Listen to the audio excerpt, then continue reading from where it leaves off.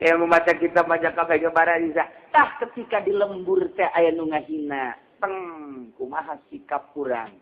Kamana iloyogna batin urang. Masya Allah sedengkeun kabeh jelema dek negakeun agama Allah moal tangkap teh dicoba ku Gusti Allah. SD bae dicoba dek naik kelas atau komo ieu ti solihinin ti waliun.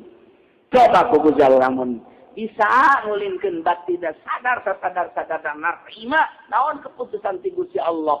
Urang aing ngadoa mah bisa bae narima teh kitu dan kitu ngaranna badal qada kitu narima badal qada ngeunaheun jasa doa ti Kangjeng Nabi teh supaya bisa narima coba da diputus ku Gusti Allah ulah ngarasula eta ngadoa mah ngeunaheun jasa teh tapi ketika praktekna coba tah ketika dikodokeun ku Gusti Allah gering dikodokeun ku Gusti Allah loba nu ngomongkeun dikodokeun ku Gusti Allah teh aya nu nyatruan kumaha sikap urang eta nu hese na deuk naik pangkat teh kos kitu